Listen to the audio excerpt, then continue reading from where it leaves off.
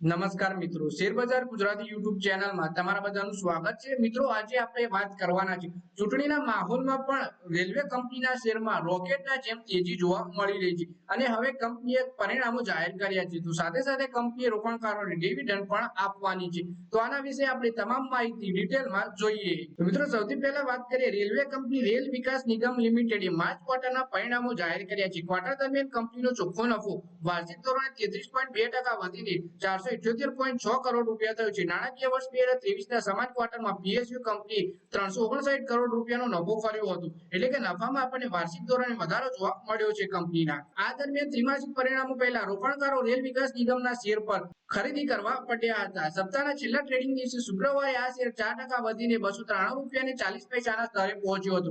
તે જ સમયે શેર 290 રૂપિયા 75 પૈસાના ભાવે બંધ થયો, જે આગલા દિવસની તુલનામાં 3.80% નો વધારો દર્શાવે છે. શેરમાં આ વધારો લોકસભાની ચૂંટણીના માહોલમાં આવી રહ્યો છે. એવું અનુમાન છે કે કેન્દ્રમાં નરેન્દ્ર મોદીની આગેવાની હેઠળ સરકાર ફરી એકવાર વાપસી કરી રહી છે, જેથી કરીને આપણને શેરમાં પણ તેજી જોવા મળી રહી છે. અહીં આપણે વાત કરીએ 23 જાન્યુઆરી 2024ના રોજ શેરનો 52 વીક સપ્તાહનો ઊંચું સ્તર છે.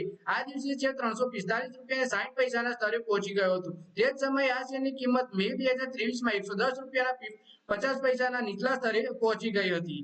માર્ચ ક્વાર્ટરમાં કામગીરીમાંથી રેલ વિકાસ નિગમ લિમિટેડની આવક 17.4% વધીને 6,714 કરોડ થઈ છે, જે ગયા નાણાકીય વર્ષના સમાન સમયગાળામાં 5,719 કરોડ રૂપિયા હતી. રેલ વિકાસ નિગમ લિમિટેડનો એબીટા નાણાકીય વર્ષના ચોથા ક્વાર્ટરમાં 21.8% વધીને 456 કરોડ રૂપિયા થયો છે, જે અગાઉના વર્ષના સમાન સમયગાળા દરમિયાન 374 કરોડ હતો. ક્વાર્ટરમાં કંપનીનું એબીટા માર્જિન 6.8% હતું, જે ગયા નાણાકીય વર્ષના સમાન ક્વાર્ટરમાં 6.6% હતું. પછી વાત કરીએ કે કંપનીએ પરિણામોની સાથે ડિવિડન્ડ પણ જાહેર કર્યું છે.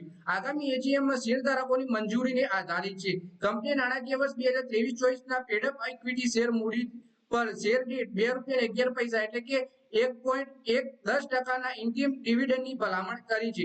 ઇન્ટિમ ડિવિડન્ડ એજીએમમાં તેની જાહેરાત તારીખથી 30 દિવસની અંદર ચૂકવવામાં આવશે. એટલે કે કંપનીએ ₹2.11ના ડિવિડન્ડની પણ જાહેરાત કરી છે. તો મિત્રો, આ વિડીયોમાં વાત કરીએ આપણે આરબીએનએલના શેર વિશે, જેમાં કંપનીએ ક્વાર્ટર 4ના પરિણામો તો જાહેર કર્યા જ છે. સાથે સાથે કંપનીએ રોકાણકારોને ₹2.11નું ડિવિડન્ડ પણ આપ્યું છે અને કંપનીના નફામાં પણ આપણને ભારે વધારો જોવા મળી રહ્યો છે. સાથે સાથે શેરમાં પણ આપણને જબરજસ્ત તેજી જોવા મળી રહી છે. તો મિત્રો, આ વિડીયોમાં બસ આટલું જ. હવે મળીએ આવનારા વિડીયોમાં. ત્યાં સુધી વિડીયોમાં લાઈક કરો, કોમેન્ટ કરો અને વિડીયો પોતાના મિત્રો સાથે ફેસબુક, ઇન્સ્ટાગ્રામ, વોટ્સએપ બધી જગ્યાએ શેર કરો.